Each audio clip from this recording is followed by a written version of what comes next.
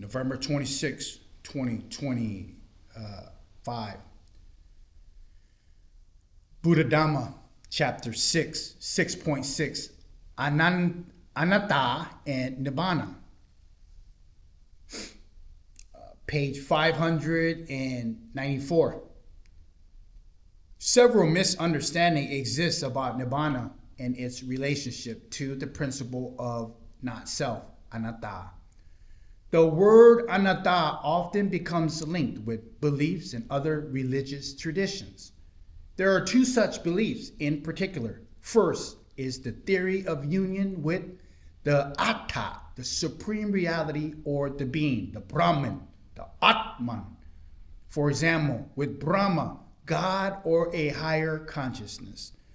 This theory propounds the inseparable dissolving into or joining of the self, the Anattā, with a supreme reality, the Brahman. This state of union is called non-self. The second belief is the resolute dedication of service to the divinity with no concern for oneself, with no selfish desire.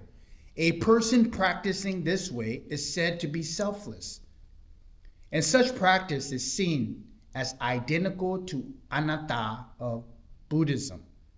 In truth, these two beliefs are alien to the Buddhist teaching of non-self, as there are almost no common features. Comparing them with the Buddhist understanding of non-self is flawed.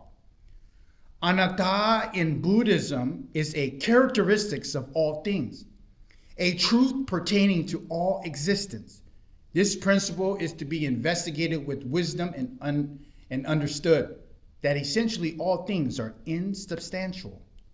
Things exist and proceed according to their own nature. They possess no core, hidden essence, overlapping reality, or controlling agent, which can validly be clung to as a self. A lucid understanding is ñāṇa or vijjā. Of this leads to the liberated heart, which is not encumbered or enslaved by anything. This is liberated by way of wisdom, paññā-vimutti. In this sense, Anattā is not a matter of the existent self dissolving into the unifying with anything. Some people equate a union with the supreme being or a higher consciousness with Nibbāna. Putting these claims aside, even some idiomatic phrases in Buddhist circles can cause confusion and lead to misunderstanding. For example, attaining final Nibbāna and reaching the great deathless citadel of Nibbāna may introduce abstruse, ambiguous theories from other sources to make one understand even more clouded. Normally, the Buddhist teaching use simple, easy to understand expression when explaining Nibbāna. For example, the end of impurity, the end of agitation, a heart that is free, unrestricted, griefless, bright, joyous. These descriptions are sufficient. One need not merge or unify with anything. An arihat's heart is spacious, limitless, perfectly free. No thought arises about becoming one with anything. On the contrary, it is unenlightened people who conjecture on an arihat's state of mind, which is more likely reveals their longing for certainty, fear of extinction, and lingering doubt. The equation of Nibbāna, when losing oneself in its supreme identity or identity that involves the mind ceasing to consciously engage and entering a trance-like state, is also false. For even in the correct practice of concentration absorption of ñāṇa, in which the mind is deeply concentrated at one point, mindfulness is still clearly established, mental agility is enhanced. It is not a trance. The fourth jhana of concentration absorption in particular is endowed with the attribute equanimity, upeka sati parisutim, that purifies mindfulness. And in relation to penetrative knowledge, descriptions of the fourth jhana end with this passage. With mind concentrated, purified, cleansed, unblemished, free from all impurities, workable, malleable, established, and having gained imperturbability, one directs and inclines one's mind toward knowing and seeing.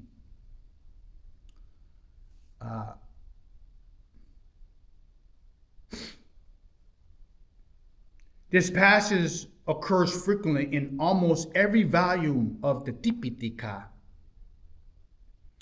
There is a general criterion on one can use light of this discussion. Regardless of how deeply absorbed the mind is, it is in an exalted state, or to what level it is merged with the supreme truth.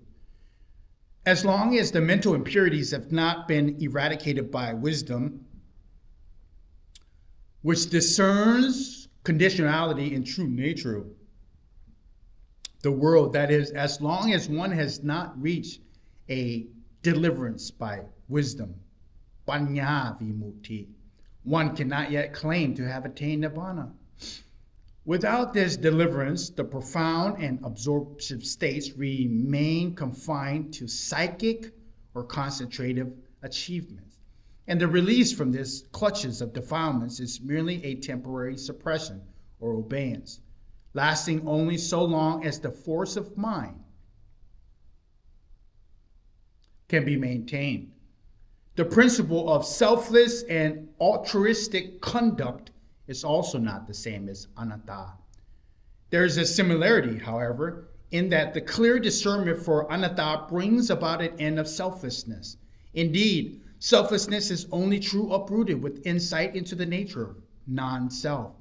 Both understanding of selflessness and humble submission to a deity lead to selfless conduct. The similarity extends this far.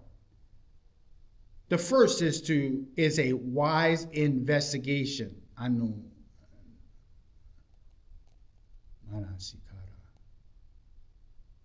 of truth leading to liberation.